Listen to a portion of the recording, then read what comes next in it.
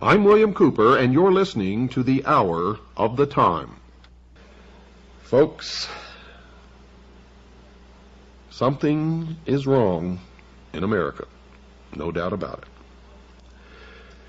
There's a new religion appearing, many of you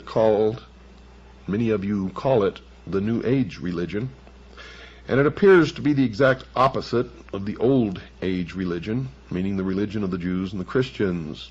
It's not really that different. I've studied it. I've talked to people who practice it. They claim it's not a religion, but it is. Christ has ceased to become a man, the Son of God, the actual manifestation of God in the flesh on earth, and has become the consciousness, the Christ consciousness. And anyone can be Christ if they have this Christ consciousness in the New Age religion. Now, these are the two religions, the Christian religion and the Jewish religion, that set the United States on its course, because these religions taught that mankind had some basic human rights. They held that the family was the basic unit in all of the world. They believed in the right to private property. They believed in the unalienable, which is defined as being incapable of being surrendered, right to life. They held that each person had the right to worship their God, and they held that all had the right to freedom of association, as shall be so disclosed during this series. These positions were deemed to be self-evident by those who wrote the American Declaration of Independence and the Constitution, and became the cornerstones of the American civilization.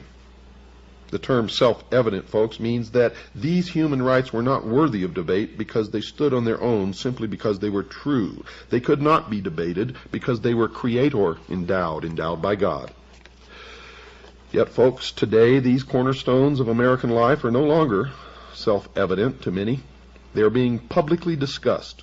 People and organizations are now debating whether an individual has the basic human rights to life, liberty, and property.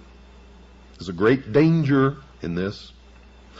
Friedrich Wilhelm Nietzsche, a German philosopher and one of the teachers of many of the world's leading communist revolutionaries and international socialists, put the argument quite succinctly in this statement, quote, "I condemn Christianity. I raise against the Christian church the most terrible of all accusations that any accuser uttered. It is to me the highest conceivable corruption," unquote. Remember, the priests, the initiates of the mystery schools, believe that Christianity is a corruption of the mysteries, the worship of Lucifer, represented by the sun, the light, Osiris. Tex Mars, an author who has written in opposition to the New Age, wrote this about their hatred of the Christians, quote, "The New Age believer is told, you could be a god in the next instant if only those horrible Christians weren't around with their poisonous attitudes," unquote. That thought was illustrated by another of the important New Agers, David Spangler, who wrote this in his book entitled Reflections on the Christ. Quote, "We can take all the scriptures and all the teachings and all the tablets and all the laws and all the marshmallows and have a jolly good bonfire and marshmallow roast because that is all they are worth," unquote. So the New Age, like the Masons, feel that Christianity is the enemy, a force to be countered not by open debate, but by contempt and ridicule, and as shall be illustrated later, by even murder. And remember, the source of the New Age movement is the order of the Freemasons. Other parties wished to join the debate. In 1911, the Socialist Party of Great Britain published a pamphlet entitled Socialism and Religion, in which they placed their position about religion into the arena. Quote, "It is therefore a profound truth that socialism is the natural enemy of religion. A Christian socialist is in fact an anti-socialist. Christianity is the antithesis of socialism." Unquote. So the socialist, the New Ager, and the Mason have declared war on the Christians. And, as in every war, the enemy must be defeated, even by bloodshed if necessary. This war has deep roots in history, and I will cover those roots so that you will understand it perfectly where this came from. This war is no different. Bloodshed is anticipated by all parties in the battle. Lavetti Lafferty and Bud Hollowell, two New Agers, started the discussion about how their religion sanctions the use of violence against the Christian community. They wrote the following in their book entitled The Eternal Dance, quote, "This is a time of opportunity for those who will take it," apparently meaning the New Agers, the initiates of the mystery religions, socialists. "For others," apparently the Christians, "if the earth is unsuitable for them, if they will not accept the New Age religion, they will go on to other worlds," unquote, which simply means they will be exterminated. You better listen to me, folks. I am a messenger, and my message is unmistakable, and it had better not fall upon deaf ears, for those deaf ears will be rendered dead in the coming New World Order. Another New Age spokesman, Maharishi Mahesh Yogi, the guru sought out by the rock and roll group known as the Beatles and others, has been quoted as saying, quote, "There has not been and there will not be a place for the unfit. The fit will lead, and if the unfit are not coming along, if they will not accept the New Age religion, there is no place for them. In the age of enlightenment, there is no place for ignorant people. Non-existence of the unfit has been the law of nature," unquote.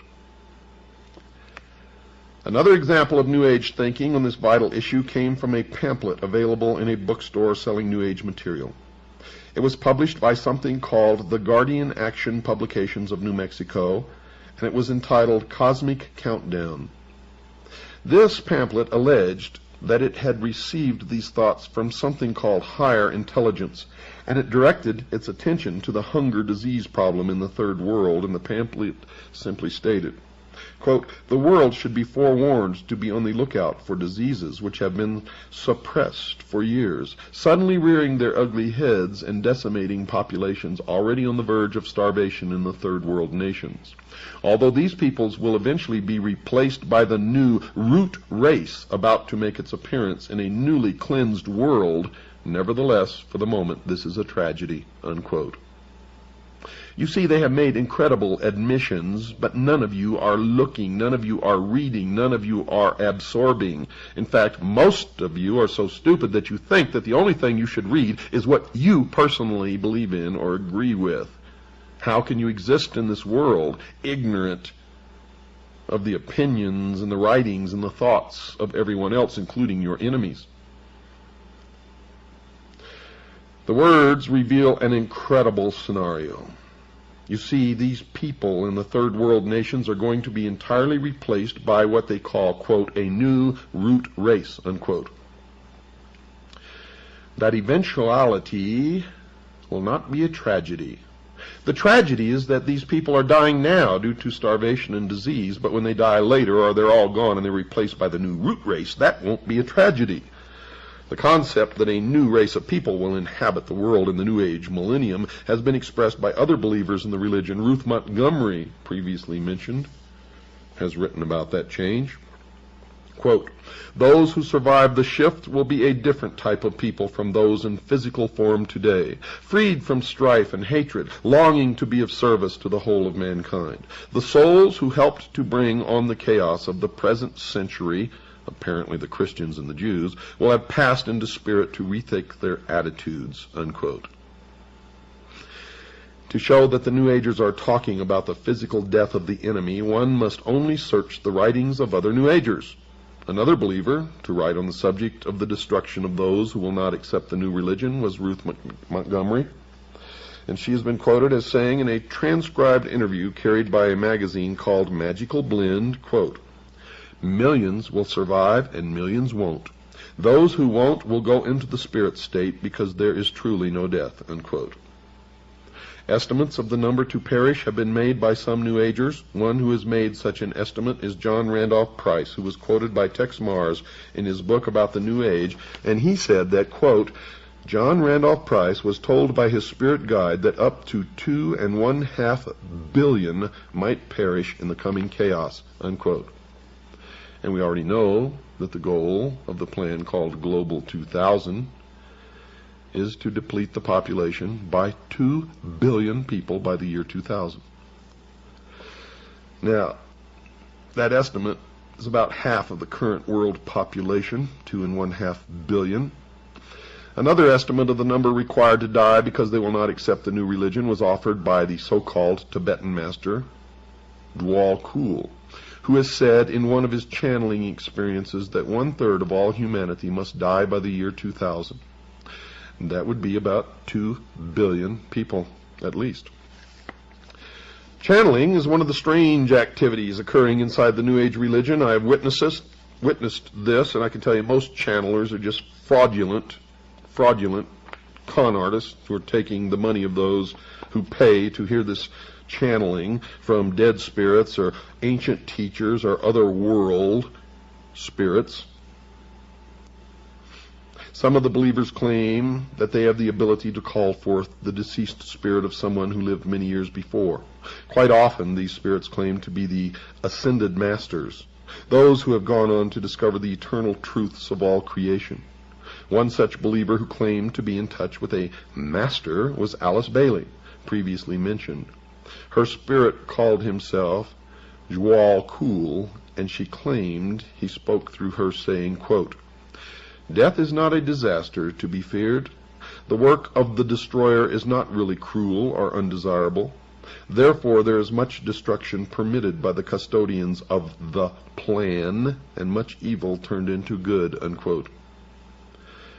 Now just what the plan constituted was told to the world by Benjamin Krim, another New Age leader. He placed an advertisement in about 20 newspapers all over the world on April the 25th, 1982, that defined the term. The ad read in part, quote, "What is the plan? It includes the installation of a new world government and new world religion under Maitreya," unquote. But perhaps the most startling example of the teachings of this new religion came from the pen of Barbara Marx Hubbard, one of their most articulate writers, and she wrote in her book entitled Happy Birthday Planet Earth, quote, "The choice is, do you wish to become a natural Christ, a universal human, or do you wish to die? People will either change or die. That is the choice," unquote. So the people of the world will be given a choice. They will choose to accept the new religion, or they will choose to die. The battle lines are drawn. Choices will have to be made. I have made my choice. What is yours? Some of the leading socialists of the past have shown that they too have chosen up sides. One such individual was Adolf Hitler, the head of the German government during World War II, who held no conviction that the murder of over 50 million people during that war was wrong. He considered himself to be an agent of this unseen God in reducing the population of people that he held to be undesirable. He wrote, quote, "I have the right to exterminate millions of individuals of inferior races which multiply like vermin," unquote. And he did what he considered acceptable inside his religion. Those who did not believe in his new religion had no choice, and they perished. The evidence that Adolf Hitler was a New Ager will be presented later in this series. Another of the leading spokesmen for the socialist position was George Bernard Shaw, a well-known writer during his day. He wrote a book entitled The Intelligent Woman's Guide to Socialism, in which he stated, quote, "I also made it quite clear that socialism means equality of income or nothing, and under socialism you would not be allowed to be poor."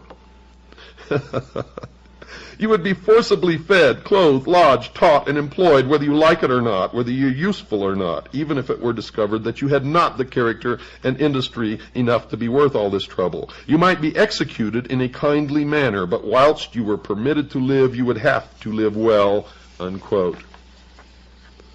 Socialism is the greatest perversion, deception, and lie that has ever existed on the face of this earth, and has brought nothing but misery, death, poverty to people who have been subjected to its cruelties. The Masonic writer Albert Pike placed the Masonic order into the discussion when he wrote this in his book Morals and Dogma. Quote, "It is not true to say that one man, however little, must not be sacrificed to another, however great, to a majority or to all men. That is not only a fallacy, but a most dangerous one. Often one man and many men must be sacrificed to the ordinary sense of the term, to the interest of the many. The interest and even the life of one man must often be sacrificed to the interest and welfare of his country," unquote. The religious view is that the sacrifice of one life for the interest of the many is murder, and those who believe in the God of the Bible are told not to commit this act. The commandment against this practice is contained in Exodus 20, verse 13 of the Old Testament, and in Matthew 5, verse 21 in the New, and is simply expressed in these simple words, quote, "Thou shalt not kill," unquote. The principle is easy to understand. No person has the right to take the life of another. This understanding is nearly worldwide. There are, of course, cultures that have determined that human sacrifice, cannibalism, and murder are acceptable forms of behavior, but these are rare in the history of man. But here we are being exposed to a whole new religious view, one growing daily in size and stature, that openly advocates the wholesale slaughter of entire races of people. Adam Weishaupt, the founder of the Bavarian branch of the Illuminati, has also endorsed this new conviction that murder was not improper by including it in the initiation ceremony into the order. He has his initiator tell the initiate, quote, "Behold our secret. If in order to destroy all Christianity, all religion, we have pretended to have the sole true religion, remember that the end justifies the means, and that the wise ought to take all the means to do good which the wicked take to do evil." Unquote. The initiate was told that he may use whatever means, murder included, to achieve the goals of the association that he was joining, and that the major goal of the Illuminati was the destruction of all religion, including Christianity. That meant that if Christians physically stood in the way, they would be removed by simply murdering them. Weishaupt even went so far as to say that anyone not willing to take the life of another was unfit to join the Illuminati. He wrote the following in a letter to a fellow member in 1778, quote, "No man is fit for our order who is not ready to go to every length," unquote. Weishaupt wrote that again, this time using different words, quote, "This can be done in no other way but by secret associations, which will by degrees, and in silence, possess themselves of the government of the states and make use of those means for this purpose which the wicked use for attaining base ends," unquote. Now Weishaupt, folks, was aware of the enormous power of government, and he desired its power for his members. He committed his organization to its infiltration. Then he committed it to unspeakable purposes, anything that would further the goal of the Illuminati. He even went on to grant permission to his members to distort the truth by lying if it would further their goals. He wrote this, quote, "There must not a single purpose ever come in sight that may betray our aims against religion and the state. One must speak sometimes one way and sometimes another, but so as never to contradict ourselves, and so that with respect to our true way of thinking we may be impenetrable," unquote. And you wonder why politicians continually lie and continually break their promises. And no matter who you elect, Republican or Democrat, it doesn't make any difference. Perhaps a perfect example of an oath that these initiates take somewhere along the road to the pinnacle inside the secret society was given in a book written by George Orwell entitled 1984. Mr. Orwell has an initiate into a secret society called the Brotherhood in his story ask these questions. Quote, "Are you prepared to give your life? Are you prepared to commit murder? Are you prepared to commit acts of sabotage which may cause the death of hundreds of innocent people? Are you prepared to betray your country to foreign powers? Are you prepared to cheat, to forge, to blackmail, to corrupt the minds of children, to distribute habit-forming drugs, to encourage prostitution, to disseminate venereal diseases, to do anything which is likely to cause demoralization and weaken the power of the people? Are you prepared to commit suicide if and when we order you to do so?" This, folks, is an example of the philosophy that the ends justify the means. The initiate should do as he was required as long as the act benefited the brotherhood. There is no morality under such an oath. So murder of the unfit, those unwilling to adopt the new religion, will be acceptable, and those who do the annihilating are to feel no remorse. In the view of the New Age religion, the murderers have served mankind well. But this callous disregard for the right to life of every human on the face of the earth has been predicted before in the New Testament. John was moved to write in John chapter 6, verse 12, quote, "Yea, the time cometh, that whosoever killeth you will think that he doeth God service," unquote. The New World Order, ladies and gentlemen, will sail in on a sea of blood. We have to take a short break now, folks. Don't go away. I'll be right back after this short pause.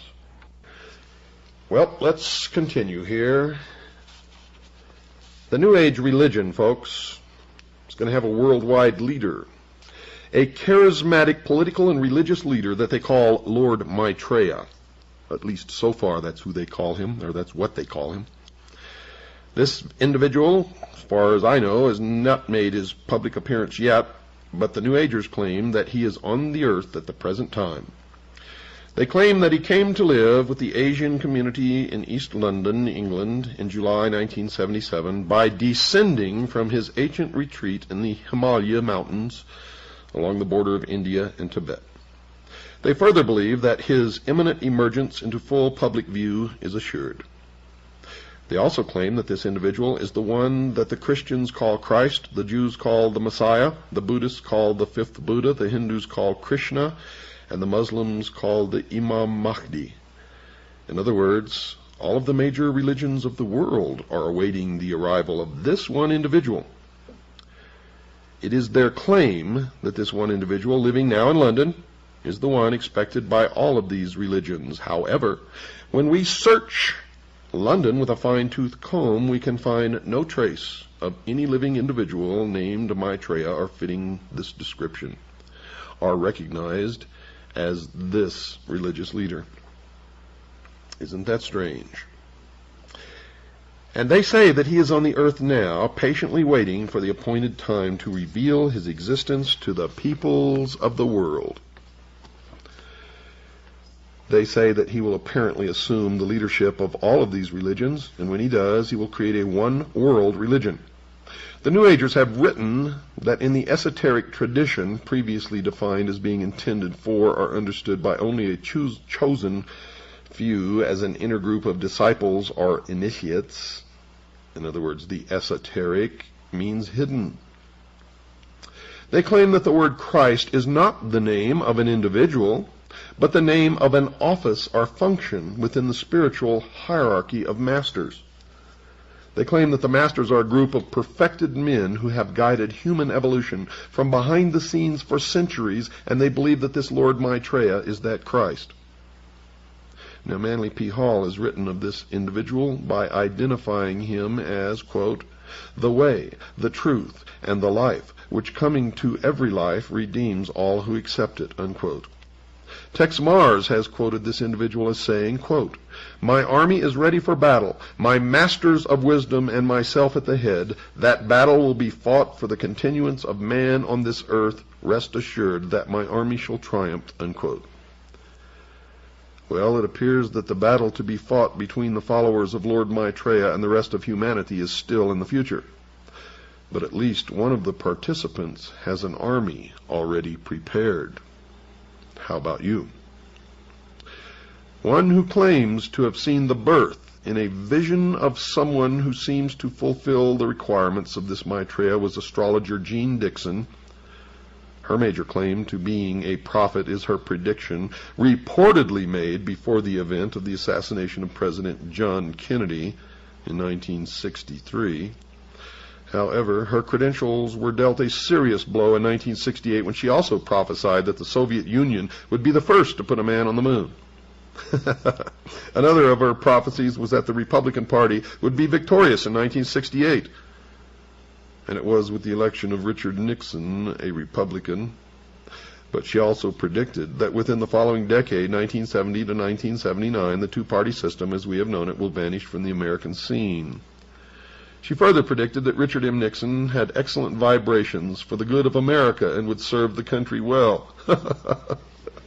So you can see that she is a very accurate person from which to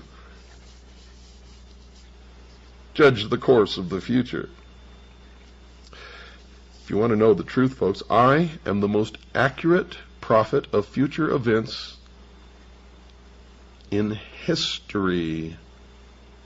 In history. Those who question her inability to correctly predict that America, not the Soviet Union, would become the first to place a man on the moon, and that the two-party system has not vanished from the scene, and that President Nixon apparently did not have good vibrations for this nation, and would later be removed from office by the event commonly referred to as Watergate, can only presume that she must have been given inside information about the assassination of President Kennedy. And that would account for her knowing, at least in that event, the true future. Secondly, one can only wonder why this non-prophet should be listened to about anything after her appalling record on prophecies, but there is reason to believe that she might have been asked to write an account of this vision of the important birth by the New Age religion, because they wanted the official imprimatur of someone commonly referred to as a prophet. In other words, folks, her prophecy might have been written to legitimize his claim to be a man-god, so that when this individual made his public appearance himself, the public would marvel at the fact that his birth had fulfilled a prophecy. But in any event, Ruth Montgomery wrote a book about her entitled The Gift of Prophecy, in which she wrote about the very revealing and intriguing vision that Jean Dixon allegedly had. Quote, "The vision, which Jean considers the most significant and soul-stirring of her life, occurred on February the 5th, 1962. She saw the brightest sun she had ever seen." Isn't it funny how that sun always pops into this stuff? Now remember that reference to the sun, folks. "Stepping out of the brightness were a pharaoh and Queen Nefertiti." Remember here that these two individuals were Egyptians. Now this will become significant later on. In fact, it's already significant if you've been listening to this show. The couple thrust forth a baby as if offering it to the entire world. Now another interpretation, because they sprang from the sun, could be that this is Osiris and Isis and the child is Horus, and that is exactly the esoteric, real interpretation, although Jeannie Dixon never said this. Jean looked at the baby and then said, according to the author, quote, "I knew here is the beginning of wisdom," unquote. Remember what I told you? Osiris is the doctrine, Isis is the church, the child Horus is the body of illumined initiates. So what Ruth Montgomery wrote can be summarized as follows. A sun deity gives the world a child from Egypt who possesses enormous wisdom, and this event allegedly took place on February the 5th, 1962.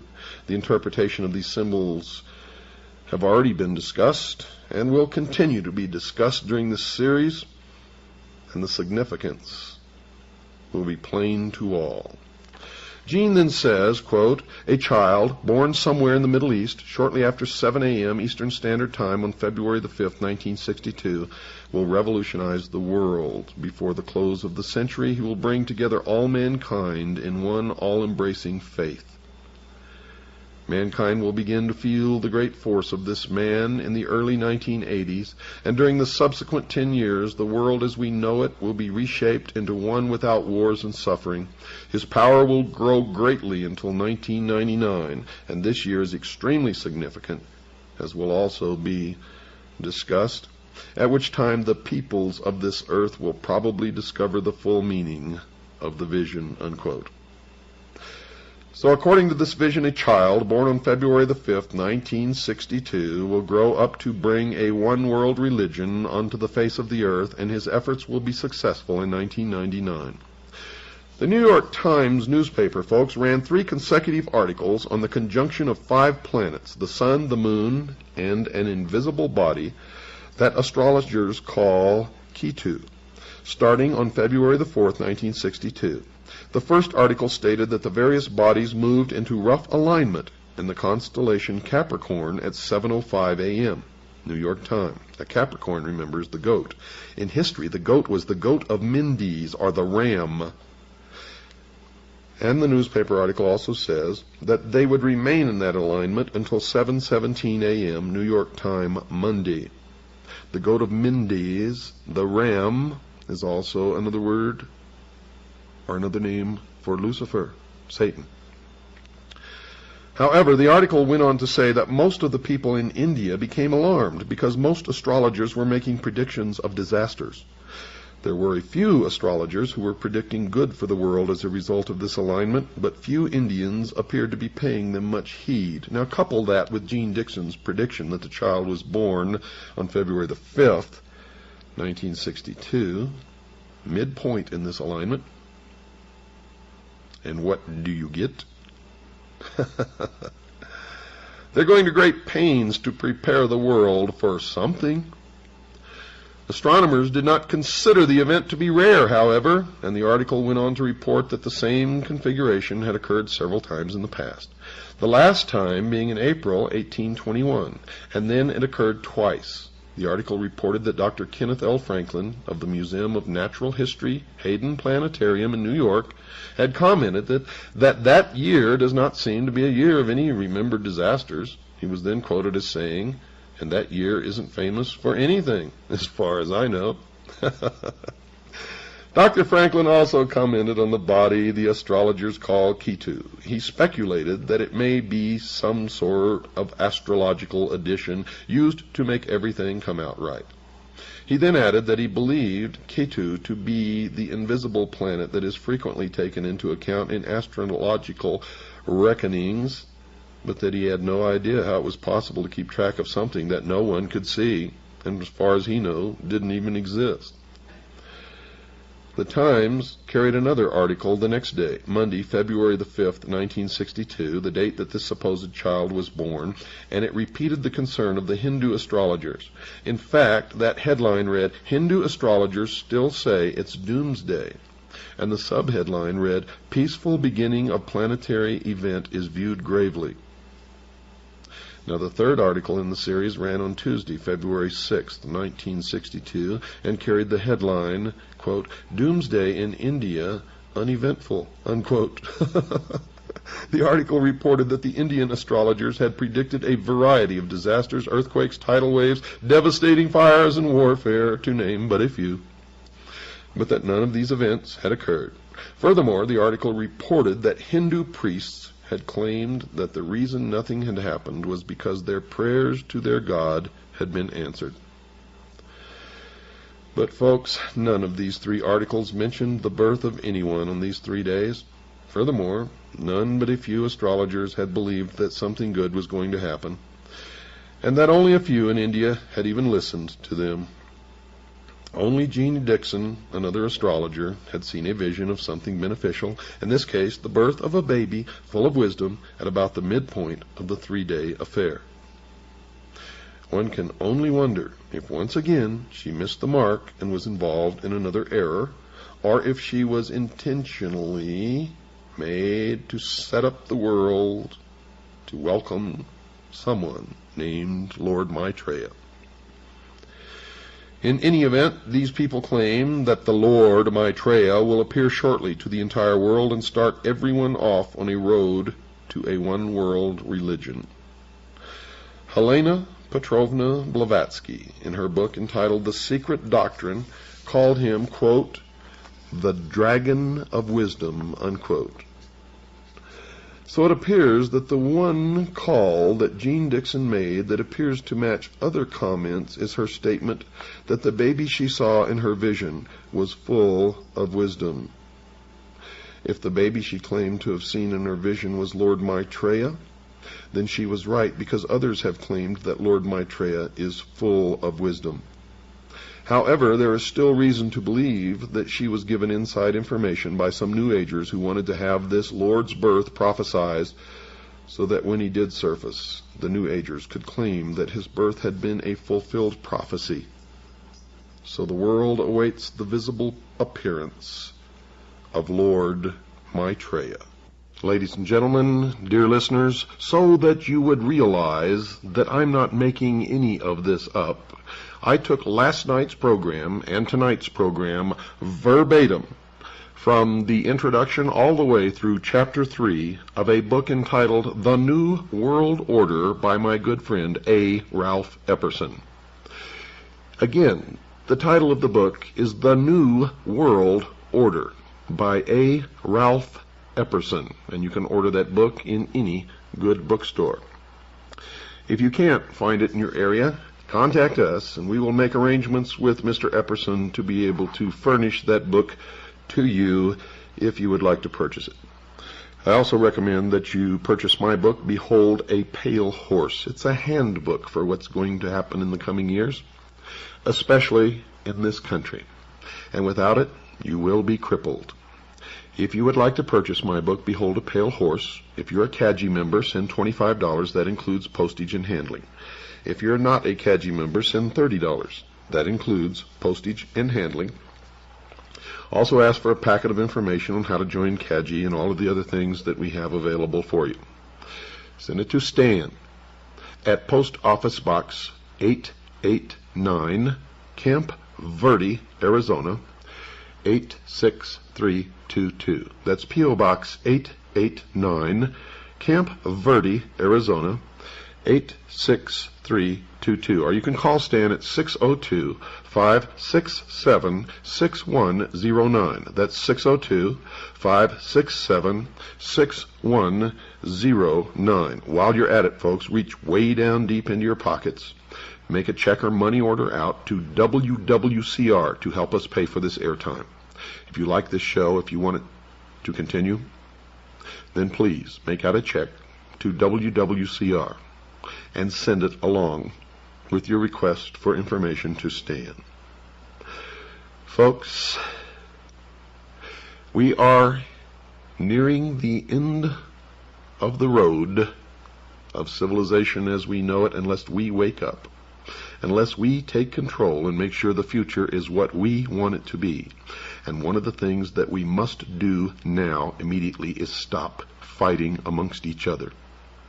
Stop fighting the man who doesn't look like you, or the woman who doesn't look like you, the people who have a different skin color than you do. We must learn to live together, and it's nobody else's business what somebody else's religion is. It doesn't hurt us if they want to practice their religion, as long as they are not hurting us in the process. So why go to war with them? We are all brothers and sisters in this world, no matter who we are. Let's learn to live together and love each other. Good night, and God bless each and every one of you.